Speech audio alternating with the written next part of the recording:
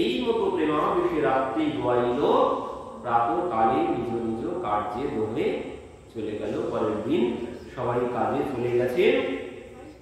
তো বিদায় সময়ে প্রভু চরণে ধরিয়া রামানন্দ রায় কহে মিনতি করিয়া। মহাপ্রভু যখন চলে যাচ্ছেন, রামানন্দ আচার্যজি মহাপ্রভুর চরণ ধরে বলছেন, মোরে কৃপা করিতে প্রভু, ইহা আগমন দিন 10 রহি শত মোর দুষ্ট মন। প্রভু আমার জন্যই তুমি এখানে এসেছো, তো আর দিন 10 এখানে থাকো, থেকে আমার এই দুষ্ট মনকে তুমি শোধন করে যাও। এই কথায় মহাপ্রভু কি বলছেন, তোমা বিনা অন্য নাহি জীব উদ্ধারিতে, তোমা বিনা অন্য নাহি কৃষ্ণ প্রেম দিতে। বলছেন প্রভু তুমি ছাড়া এই জীব উদ্ধার কিছুতেই হবে না, তুমি ছাড়া জীব প্রেম লাভ করতে পারবে না। এই জন্য বলছেন, প্রভু কহে আইলাম শুনি তোমার গুণ, কৃষ্ণ কথা শুনি শুদ্ধ করিতে মন। মহাপ্রভু এবার বলছেন তোমার গুণের কথা শ্রবণ করে সার্বভৌমের কাছে আমি শুনেছি, শুনে তোমার কাছে এসেছি কথা শ্রবণের জন্য। তো তোমার কাছে কথা শ্রবণ করে আমার মন শুদ্ধ হয়েছে। জয়ছে শুনিল তৈছে দেখি তোমার মহিমা, রাধা কৃষ্ণ প্রেম রস জ্ঞানের তুমি সীমাই। রাধা কৃষ্ণ প্রেম রস আর জ্ঞান, এখানে প্রেম ভক্তিও যেমন আছে, জ্ঞানও তেমন আছে। এখানে শুষ্ক জ্ঞান নেই। জ্ঞানের কাছে প্রেম ভক্তি থাকা বড় কঠিন, কিন্তু মহাপ্রভু বলছেন তোমার মধ্যে যেমন প্রেম আছে তেমন জ্ঞান আছে। এক জায়গায় জ্ঞান আর ভক্তি থাকা বড়ই কঠিন, এক জায়গায় থাকতে পারে না। কিন্তু মহাপ্রভু এই জন্য বলছেন তুমি জ্ঞানের সীমা, তুমি প্রেমের সীমা। তো কি বলছেন এখানে, 10 দিনের কথা যাবৎ আমি জীব, তাবৎ তোমার সঙ্গ ছাড়িতে নাইব। তুমি 10 দিনের কথা বলছো, আমি যতদিন থাকবো ততদিন তোমাকে ছেড়ে আর আমি থাকতে পারবো না। নীলাচলে তুমি আমি রহিব একসঙ্গে, সুখে গাইব কাল কৃষ্ণ কথা রঙ্গে। নীলাচলে আমরা দুজন একসাথেই থাকবো, সেখানে কৃষ্ণ কথা শ্রবণ করব। এত বলি দোহে নিজ নিজ কার্যে গেলা, সন্ধ্যা কালে রায় পুনঃ আসিয়া মিলিলা। পরবর্তীতে সন্ধ্যাবেলায় এবার দুজন এসে মিলিত হয়েছেন। তো এখানে এবার মহাপ্রভু প্রশ্ন করেছেন, যখন এসেছেন সন্ধ্যাবেলা মহাপ্রভু প্রশ্ন করেছেন আর রামানন্দ আচার্যজি উত্তর দিচ্ছেন। কি বলছেন মহাপ্রভু? প্রথম প্রশ্ন, প্রভু কহে কোন বিদ্যা বিদ্যা মধ্যে রায়, কহে কৃষ্ণ ভক্তি বিনা বিদ্যা নাহি। কোন বিদ্যা বিদ্যা মধ্যে সার, রায় কহে কৃষ্ণ ভক্তি বিনা বিদ্যা নাহি। একমাত্র ভক্তি বিদ্যাই হচ্ছে শ্রেষ্ঠ বিদ্যা। বড় বিদ্যায় কোনো লাভ হবে না, ও বই পড়ে কোনোদিন পণ্ডিত হওয়া যায় না। এই জন্য কবির দাসজি বলে, পথি পড় পড় জগমুয়া পণ্ডিত ভয় না কই, 2.5 অক্ষর প্রেম কা পড়ে সুপণ্ডিত হই। যিনি প্রেম ভক্তির পাঠ করেছেন তিনি হচ্ছেন পণ্ডিত। ও জগতের পুঁথি পড়ে কোনোদিন পণ্ডিত হওয়া সম্ভব নয়। যারা প্রকৃত পণ্ডিত হয়েছেন তারা কোনোদিন স্কুলের মুখই দর্শন করেন। স্কুল কেমন হয় কবির দাসজি বলছেন, আমি কোনোদিন ওই কলম হাতে করেও দেখিনি, কোনোদিন আমি কলম হাতে করে দেখিনি। আমি আপনার সাথে কি বিদ্যা মানে শাস্ত্র চর্চা করব। সেই পদ্মনাভ এসেছিল না, পণ্ডিত পদ্মনাভ এসেছেন শাস্ত্র চর্চা করতে। তো কবির দাসজি বলছেন, আমি কোনোদিন কাগজ কলম কোনোদিন আমি হাতে ধরে দেখিনি, আপনার সাথে আমি কি শাস্ত্র চর্চা করব। তো পদ্মনাভ বলছে, হায় হায়, সবাই এমন মূর্খের কাছে আমাকে পাঠিয়ে দিল। যখন বলেছে মূর্খের কাছে পাঠিয়ে দিল, তখন কবির দাসজি বলছেন, পণ্ডিতজি চলে তো যাচ্ছেন, যদি আমার একটা সংশয় সমাধান করে যেতেন। কি সংশয়? বলছেন, আপনি পড়ে বুঝেছেন না বুঝে পড়েছেন? আপনি বুঝে পড়েছেন না পড়ে বুঝেছেন? এর উত্তর আর পণ্ডিত খুঁজেই পাচ্ছেন না। বলছেন ঠিক আছে, আমি একটুখানি পরে ভেবে চিন্তে আপনাকে এসে উত্তর দিচ্ছি। গঙ্গার তীরে গিয়ে বিকালবেলা মানে সন্ধ্যা হব অবস্থা, তখন গিয়ে তিনি বসেছেন বটবৃক্ষের নিচে। আর যেই বসেছেন সেখানে ওই সেই বটবৃক্ষের উপরে 60,000 পিশাচ বাস করতো, মানে প্রেত বাস করতো। এমন সময় এক নূতন প্রেত এসে ওই সঙ্গে বসেছে। এখন ওই যারা পুরানো প্রেত ওখানে ছিল তারা এই নূতন প্রেতকে বলছে, এই ওখানে বসিস না, ওখানে বসিস না। কেন? একটা ডাল ফাঁকা ছিল, আর সেই ডালে গিয়ে নূতন প্রেতটা গিয়ে বসেছে। আর সমস্ত প্রেত বলছে, এই ওখানে বসিস না। কেন? যে ওই জায়গা রাখা আছে, ওই পদ্মনাভ বসবে এসে, তাই পদ্মনাভ বসবে। হ্যাঁ, এখানে পদ্মনাভ এসে বসবে, তাই তার জন্য ওই জায়গা ফাঁকা রাখা হয়েছে। যদি না বিশ্বাস হয় নিচে গিয়ে শুনে হয় পদ্মনাভ এখানেই আছে। আর এই কথা শুনে সেই প্রেত পদ্মনাভের কাছে এসেছেন। আর যেই এসে দাঁড়িয়েছেন সঙ্গে সঙ্গে পদ্মনাভ তো লাভ দিয়ে উঠেছেন। কি ব্যাপার? বলছেন, পণ্ডিতজি ভয় পাবেন না, ভয় পাবেন না। কেন, কি হয়েছে? আমি একটা কথা জানতে এলাম আপনার কাছে। কি কথা? আপনি যে ডালে বসবেন সেই ডালটা ফাঁকা আছে, আমি কি বসবো এখন? মানে আমি তো কোনো কিছু বুঝতে পারছি না। এই বলে পদ্মনাভ সেখান থেকে দৌড়। বলছে, তুমি যেখানে খুশি বসো। তো সেখানে কথা হয়েছিল পদ্মনাভের সাথে। বলছেন, তুমি কি করে পিশাচ হলে? বলছেন, আমি পিশাচ হয়েছি আপনার মতোই পণ্ডিত ছিলাম। আমি আপনার মতোই শুষ্ক পণ্ডিত ছিলাম। সবাইকে ওই জ্ঞানের দ্বারা পরাজিত মানে হারিয়ে দিতাম। সবার মানে যে আমার সাথে পারত না, আমি তার কাছ থেকে বিজয় পত্র লিখে নিয়ে আসতাম। সবাইকে আমি ছোট করতাম আমার এই জ্ঞানের জন্য। আর এই জন্যে আমি আজ এই পিশাচ জনি লাভ করেছি। তো আপনিও আমাদের মতো পিশাচ হবেন। আমার মতো এখানে 60,000 পিশাচ বাস করছে। আর এই কথা শ্রবণ করে দৌড়িয়ে কবিরাজজির চরণে এসে পড়েছে, গুরুদেব রক্ষা করুন, গুরুদেব রক্ষা করুন। তো এনার মধ্যে কোনো প্রেম ভক্তি ছিল না। তো এবার কবিরাজজির চরণে পড়ে বলছেন যে, গুরুদেব আপনি তো আমাকে আপনার চরণে আশ্রয় দেবেন, তো আগে আমার এই সংশয়, আপনি যে প্রশ্ন করেছেন এই প্রশ্নের উত্তর আমি খুঁজে পেলাম না। এর উত্তর কি হবে? পড়ে বোঝা না বুঝে পড়া? এর উত্তর কি হবে? বলছেন, বুঝেও পড়া যায় আর পড়েও বোঝা যায়। কিন্তু আপনি পণ্ডিত, পড়েও বুঝতে পারেননি আর বুঝেও পড়তে পারেননি। আপনি যিনি আপনার মতো পণ্ডিত, আপনি বুঝেও পড়তে পারেননি আর পড়েও কোনো কিছু বুঝতে পারেননি। এই জন্য সবাইকে ছোট করেছেন। ওই যে আগে বললাম জ্ঞানের দ্বারাও ভগবানকে পাওয়া যায়, কিন্তু পাওয়া যাবে না। কেন? ওই জ্ঞান, যেই জ্ঞান হবে আমি ভক্তকে গিয়ে সব ছোট করতে শুরু করব। কারণ ভক্ত জ্ঞানের পথ দিয়ে চলে না, ভক্ত জ্ঞানের পথ দিয়ে চলবে না। যেখানে প্রেম ভক্তি আছে সেখানে জ্ঞানী ব্যক্তি যদি দেখে, ওই ভক্তরা কি করে, খাঁচার মধ্যে নিয়ে গোপালকে যেখানে নিয়ে যায় সেখানে যায়। এ কোনোদিন কিন্তু জ্ঞানের এই চলে না, কিন্তু এ কর্ম কোনোদিন চলে না, এইভাবে নিয়ে যাওয়া যায় না। কিন্তু যিনি ভক্ত গোপালকে ছেড়ে থাকতে পারে না, তিনি নিয়ে যাবে, তার ক্ষেত্রে কোনো অপরাধ হবে না। কিন্তু জ্ঞানী ব্যক্তি এটি সহ্যই করতে পারবে না। এটি কোনোদিন শাস্ত্রের বিধান নেই, এইভাবে গোপালকে খাঁচার মধ্যে পুরে কোথাও নিয়ে যাওয়া যায় না। কিন্তু ভক্ত না নিয়েও পারবেন না। এই জ্ঞান আর ভক্তি দুই দিকে যাবে।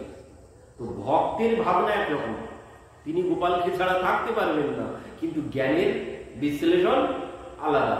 তো এই জন্য জ্ঞান আর ভক্তি একসাথে চলতে পারে না। তো যেখানে ভক্তি আছে সেখানে জ্ঞানের কোনো প্রয়োজন নেই, আর যেখানে জ্ঞান আছে সেখানে ভক্তি থাকা বড় কঠিন। সেখানে পদ্মনাভের মতো শুষ্ক অবস্থা হয়ে যাবে। তো বলছেন, আপনি পড়েও কোনো কিছু বুঝতে পারেননি আর বুঝেও কোনো কিছু করতে পারেননি। এই জন্য সবাইকে ছোট করেছেন, এই জন্য আপনি সবাইকে ছোট করেছেন। তো বললেন, উত্তর কি হবে? আগে উত্তর দিন, তারপরে আমি আপনার চরণে আশ্রয় গ্রহণ করছি। তো সেখানে উত্তর কবিরাজজি বুঝিয়ে দিলেন যে, দেখুন, পড়ে পণ্ডিত হওয়া যায় আর বুঝে পড়েও পণ্ডিত হওয়া যায়। আপনি কোনোটাই হতে পারেননি। বলছেন, প্রহ্লাদ মহারাজ আগে বুঝেছেন তারপর পড়েছেন। গুরুদেব বলেছেন বা এই বল সেই বল, একটাও বলেছে? একটাও বলেনি। যেটা বলার দরকার সেটা বলেছেন প্রহ্লাদ মহারাজ। ইনি বুঝে পড়েছেন। আর ধর্মরাজ যুধিষ্ঠির, গুরুদেব দ্রোণাচার্য বলছেন সত্যম বদ আর ধর্মম চর। 1 বছর ধরে মুখস্থ করেছেন, তারপরে এসে বলছেন। গুরুদেব প্রত্যেকদিন জিজ্ঞাসা করছেন, গুরুদেব পড়া হয়নি, গুরুদেব পাঠ মুখস্থ হয়নি, কি কথা বলছো? সবার মুখস্থ হয়ে গেছে, সবাই বলে দিল, আর এই 2টি শব্দ তুমি বলতে পারছো না। না গুরুদেব, আমি বলতে পারছি না।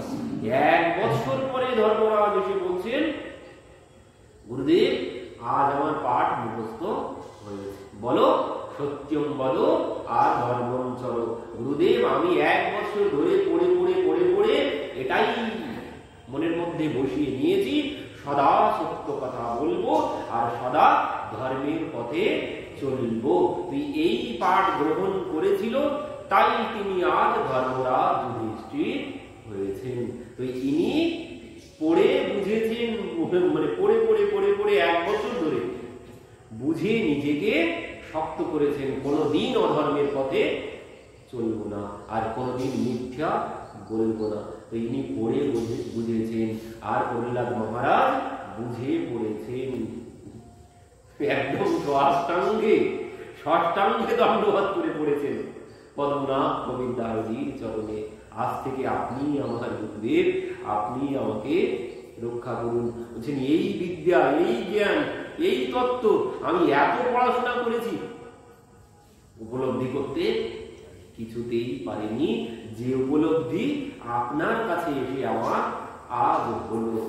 এই হচ্ছে ভক্তির ফল, এই হচ্ছে ভক্তির ফল।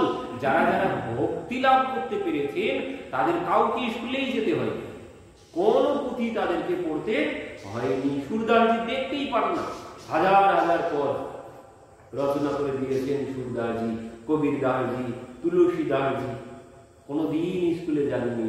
মীরাবাই, তারা কোনোদিন স্কুলে যাননি।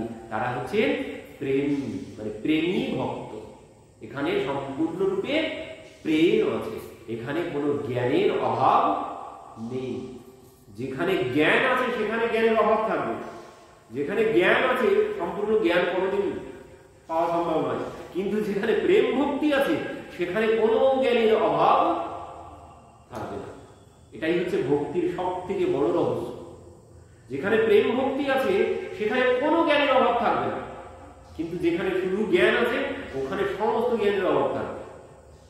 প্রহ্লাদ মহারাজ, ধ্রুব মহারাজ 5 বছর বয়সে ভগবানের সম্মুখে দাঁড়িয়ে গড়গড় করে স্তুতি করছেন। 5 বছর বয়সে বলছেন, জয়ন্ত প্রবিশ্য মম বাচ ইমাম প্রসুত্যম সংজীবিত্য অখিল শক্তি ধরো সধামনা অন্যশ্চ হস্ত চরণ শ্রবণত্য গাদিন প্রাণান্যম ভগবতী পুরুষায় তুভ্যম। ধ্রুব 5 বছর বয়সে যে উপলব্ধি করেছে, প্রেম ভক্তি লাভ করে 50 বছর ধরেও পড়াশোনা করলেও ওই তত্ত্ব উপলব্ধি করা সম্ভব নয়। কি বলছেন? জয়ন্ত প্রবিশ্য মম বাচ ইমাম প্রসুপ্ত্যম। বলছেন আমার সমস্ত ইন্দ্রিয়গুলো প্রসুপ্ত অবস্থায় ছিল, প্রভু তুমি আমার মধ্যে প্রবেশ করে তাদেরকে জীবিত করেছো, মানে প্রাণ দান করেছো।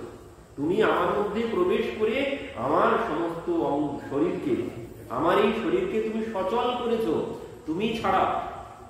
তুমি ছাড়া আমার এই শরীর কোনো কর্ম করতে পারে না।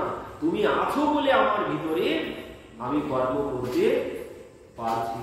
কিন্তু যিনি জ্ঞানী ব্যক্তি হবেন তিনি এই তত্ত্ব উপলব্ধি করতে পারেন না, তিনি এই তত্ত্ব উপলব্ধি করতে পারেন না।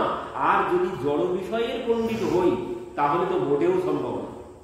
যদি জড় জগতের পণ্ডিত হই তাহলে তো আর একদমই কোনো কল্যাণ সম্ভব হবেই না। কারণ জড় জগতের যদি পণ্ডিত হই তাহলে আমার আর কোনো কল্যাণ সম্ভব নয়। ভক্তিবিদ্যা চাই। ভক্তিবিদ্যা হলে কি হবে? বলেন ভক্তিবিদ্যার লক্ষ্য কি? ভক্তি যেদিন আসবে সেদিন কি হবে? আমার লক্ষ্য সম্পূর্ণ হবে। কোন লক্ষ্য? মহাপ্রভু যে বলেছেন, ওই যে তৃণানপি শুনিচেন তরণীব সহিষ্ণুনা আমানীন মানবেন কীর্তনীয় সদা হরি। ভক্তি যতদিন না লাভ করতে পারছি ততদিন ওই নিচু হতে কোনোদিন পারব না। উদ্ধব মহারাজ যেই প্রেম ভক্তি লাভ করেছেন গোপীদের কাছে এসে উদ্ধব মহারাজ যেই প্রেম ভক্তি লাভ করেছেন তখনই বলছেন আশা মহ চরণ রেণু জুষা মহংসাম বৃন্দাবনে কিমপি গুল্ম লতাও সরিনা, আমাকে বৃন্দাবনের লতা গুল্ম বানিয়ে দাও। কেন? ওই গোপীদের সঙ্গ করেছে, আর গোপীদের সঙ্গ করে তিনি প্রেম ভক্তি লাভ করেছেন। এই জন্যে জ্ঞানের মাথাটা নিচু হয়েছে। এতদিন ভগবানকে জ্ঞান দিচ্ছিল, ভগবানের পাশে থেকে ভগবানকে জ্ঞান দিত যে উদ্ধব, সেই উদ্ধব বলছে আমাকে লতা গুল্ম তৃণ বানিয়ে দাও। এখন তার সে ঠিক পথে এসেছে। তৃণাদপি শুনিছেন, তৃণের থেকে নিচু, তৃণের থেকে নিচু হতে গেলে প্রেম ভক্তি চাই। ভক্ত ছাড়া কেউ নিচু হতে পারে, ভক্ত ছাড়া কেউ নিচু হতে পারবেন না। জ্ঞানী ব্যক্তি কোনোদিন নিচু হতে পারবেন না। আমি এত বড় পণ্ডিত, সবার সম্মুখে মাথা নিচু করে প্রণাম করবো, পারবো না। কিন্তু যিনি ভক্ত, যার মধ্যে প্রেম ভক্তি আছে, ও তিনি যত বড় পণ্ডিত হোক না কেন, যার মধ্যে প্রেম ভক্তি আছে, তিনি যেখানেই ভক্ত দর্শন করবেন মাথাটি নিচু করবেন। কিন্তু যিনি জ্ঞানী ব্যক্তি তিনি মাথা নিচু করতে পারবেন না। একমাত্র ভক্তই পারেন নিচু হতে, আর নিচু না হতে পারলে কোনদিন কল্যাণ সম্ভব নয়। মহাপ্রভু বলেই দিলেন তৃণাঙ্গপি শুনিছেন তরবীব সহিষ্ণুনা অমানীন মানবেন কীর্তনীয় সদা হরি। এ কিন্তু সর্বরোগের ঔষধ। মহাপ্রভু যে ঔষধ দিয়ে গেছেন যে তৃণাঙ্গপি শুনিছেন তরবীব সহিষ্ণুনা অমানীন মানবেন কীর্তনীয় সদা হরি। ভাগবতে যে কথা বলা আছে, ওই কি জানো, ধর্ম প্রজ্জিত কৈতবত্র পরম নির্মৎসরা নাম সদা, দ্বিতীয় শ্লোক ভাগবতে সুখদেবজি বলছেন যে বেদের কথা এটি। প্রথম 4টি শ্লোক সম্পূর্ণ বেদ থেকে নেওয়া হয়েছে। তো এখানে কি বলছেন? ধর্ম প্রজ্জিত কৈতবত্র পরম নির্মৎসরা নাম সদা। নির্মৎসরা নাম না হতে পারলে কোনদিন কল্যাণ হবে না। ভাগবতে কি বলেছেন? সুখদেবজি বলেননি যে তোমাকে কামনা ত্যাগ করতে হবে, কাম ত্যাগ করার কথাও বলেননি, ক্রোধ ত্যাগ করার কথাও বলেননি, লোভ ত্যাগ করার কথাও বলেননি, মোহ ত্যাগ করার কথাও বলেননি, কাম ক্রোধ লোভ মোহ মদ ত্যাগ করার কথা বলেননি। বলেছেন কি? মাৎসর্য ত্যাগ করতে। সব থেকে বড় পাপী হচ্ছে ওই ব্যক্তি যার মধ্যে মাৎসর্য দোষ আছে। কামী ক্রোধী লোভী এ কোনো অসুবিধা না, এ ঠিক চলে যাবে। কিন্তু এই যে মাৎসর্য দোষ, এর মতো দোষ আর নেই। যার মধ্যে মাৎসর্য দোষ আছে তার কোনদিন কল্যাণ হবে। মাৎসর্য দোষ কি? মাৎসর্য দোষ হচ্ছে পরোৎকর্ষ আসানাম মৎসরহ তদ্রহিতানাম নির্মৎসরহ।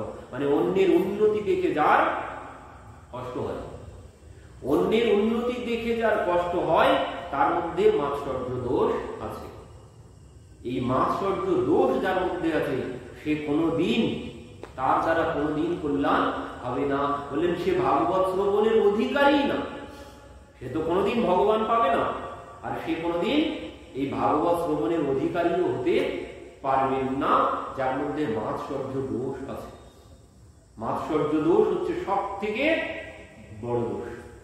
কাম ক্রোধ লোভ মোহ এগুলো একটাও অসুবিধা হবে না। বললেন এগুলো একটাও ত্যাগ করার কথা বলেননি, একদম ভাগবতের প্রথমে বলেছেন মাৎসর্য দোষ ত্যাগ করা হবে, তাহলেই কল্যাণ হবে। কারণ এই হচ্ছে সব থেকে বড় রোগ। অন্যের ভালো দেখে সহ্য হয়, অন্যের ভালো দেখলেই আমার ও কি করে পেল, ওর এটি পাওয়া যোগ্যতাই নেই, ও কি করে পেল, আমার মধ্যে এই চিন্তা আছে। এর নাম হচ্ছে মাৎসর্য দোষ। ওর ছেলেটা এত নাম্বার পেল কি করে, এর নাম মাৎসর্য দোষ। বললেন সে পেয়েছে তার গুণে, তোমার ওই চিন্তা করে কোনো লাভ নেই, ওতে তোমার ক্ষতি ছাড়া কোনো লাভ হবে না। আর এই মাৎসর্য দোষ যাবে কি করে? ওই তার ঔষধ এই মহাপ্রভু দিয়েছে। মাৎসর্য দোষ থেকে বাঁচার জন্য মহাপ্রভু এই ঔষধ দিয়েছেন। তৃণাদপি শুনিছেন তরবীব সহিষ্ণুনা অমানীন মানবেন কীর্তনীয় সদা হরি। বলে নিজেকে তৃণের থেকে ছোট ভাবতে হবে, তাহলে মাৎসর্য দূরে যাবে। আর ছোট ভাবতে গেলে আবার ভক্তি চাই। প্রেম ভক্তি ছাড়া নিজেকে ছোট ভাবতে পারবো না। আর ছোট যতদিন নিজেকে না ভাবতে পারছি ততদিন এই মাৎসর্য দোষ কিছুতেই যাবে। দুই এক জায়গায় পাঠ করতে যাই, দুই একজন পাঠক পাঠ শুনতে বসে, পাঠক পাঠ শুনতে বসে। এইবার মানে মাৎসর্য দোষ কার মধ্যে থাকে বেশি? একদম উপরের ব্যক্তি আর একদম নিচের ব্যক্তি। একদম উপরে যিনি উঠে যান তার মধ্যে থাকে, আর একদম নিচের যিনি থাকে তার মধ্যে থাকে। মানে মাৎসর্য দোষ যার মধ্যে আছে না, সে কোনোদিন মন দিতেই পারবে না কথা। কি শুনবো আমি তো জানি, সে চারিদিকে মানে মাৎসর্য দোষযুক্ত ব্যক্তির সম্মুখে বসে কথা বলা মানে কঠিন ব্যাপার। যার মধ্যে মাৎসর্য দোষ আছে তার সম্মুখে বসে কথাই বলা যায় না, কারণ সে বারবার অন্যমনস্ক হবে, বারবার এদিকে সেদিকে ওদিকে চাইতেই থাকবে, সে কিছুতেই মন দেবে না, কারণ সে সর্বক্ষণ নিজেকে ভাববে ওর থেকে তো আমি ভালো বলতে পারি, ও তো আমি সব জানি। এর নাম মাৎসর্য দোষ। এই দোষ থাকলে কোনদিন কল্যাণ হবে না। তো তার জন্য কি করতে হবে বলছেন, ওই সর্বক্ষণ নিজেকে ছোট ভাবতে হবে। নিজেকে যদি ছোট ভাবি তাহলে মাৎসর্য দোষ কোথা থেকে আসবে? যদি মহাপ্রভুর কথা স্মরণ থাকে, মহাপ্রভু বলেছেন ছোট হতে হবে, তো আমি সবার থেকে ছোট, নিজেকে যখন ছোট ভাবতে পারবো তখন আর কোনো মাৎসর্য দোষ আসবে না। যখন নিজেকে বড় ভাববো তখনই মাৎসর্য দোষ আসবে। যখন নিজেকে বড় ভাববো তখনই ভাববো তো ওর থেকেও আমি বেশি জানি। কিন্তু যখন ভাববো আমি কোনো কিছু জানি না, কল্যাণ তখনই হবে, আর তখনই মাৎসর্য দোষ থেকে আমি মুক্ত হতে পারবো। তো তার জন্য কি বললেন? তার জন্য ভক্তি বিদ্যাই একমাত্র বিদ্যা। ভক্তি বিদ্যা ছাড়া এই মাৎসর্য দোষ থেকে রেহাই পাওয়ার কোনো পথ নেই। এই ভক্তি বিদ্যা না হলে কি হবে বললেন? এই ভক্তি বিদ্যা না হলে আরো সব থেকে বড় যেটি পয়েন্ট সেটি হচ্ছে, ভক্তি বিদ্যা ছাড়া আমি আমার স্বরূপ উপলব্ধি করতে পারবো না। এই জন্য ভক্তি বিদ্যা চাই। আমার স্বরূপ উপলব্ধি হবে না, জীবের স্বরূপ হয় নিত্য কৃষ্ণ দাস। এই যে আমার স্বরূপ, এই স্বরূপ উপলব্ধি করতে গেলে ভক্তি বিদ্যা চাই। ভক্তি বিদ্যা না হলে নিজের স্বরূপ উপলব্ধি হবে না। আর নিজের স্বরূপ যদি উপলব্ধি আমি নাই করতে পারলাম, মনুষ্য শরীর লাভের পর যদি নিজের স্বরূপ উপলব্ধি না হলো, তাহলে কোনো কল্যাণ হলো না। আমি ভগবানের সেবা কি জন্য করতে যাব? নিজের স্বরূপ যতদিন না উপলব্ধি হচ্ছে, আমি যে তার দাস, তিনি যে আমার প্রভু, এই স্বরূপ জ্ঞান যতদিন না হবে আমি ততদিন সেবা করতে, সম্পূর্ণরূপে সেবায় আমার মন বসবে না। যখন আমি বুঝতে পারবো যে আমি দাস আর তিনি প্রভু, তখনই সম্পূর্ণরূপে সেবা সম্ভব। আর না হলে নিজেকেই মালিক ভাব, কাকে আবার সেবা করতে যাব? আমি মালিক, আমার সেবা করো, আমি মহারাজ, আমার সেবা করো, এই বলতে থাকবো। তো এই জন্য বলছেন আগে ওই নিচু হতে হবে। তার জন্য প্রেম ভক্তি চাই। ভক্তি বিদ্যা ছাড়া নিজের স্বরূপ উপলব্ধি কিছুতেই সম্ভব নয়। আর স্বরূপ উপলব্ধি না হলে আমার কল্যাণ, ওই যে সেবা সুখ, ওই যে প্রেম ভক্তির যে সেবা, অনুরাগ মার্গের যে সেবা, অনুরাগ মার্গের যে ভজন, ওই ভজনেও আমি পৌঁছাতে কিছুতেই পারবো না। তার জন্য ভক্তি বিদ্যা চাই। তো এই জন্য বললেন প্রেম ভক্তি হচ্ছে বিদ্যার মধ্যে একমাত্র সর্বশ্রেষ্ঠ। তো এখানেই আজ আমাদের কথা।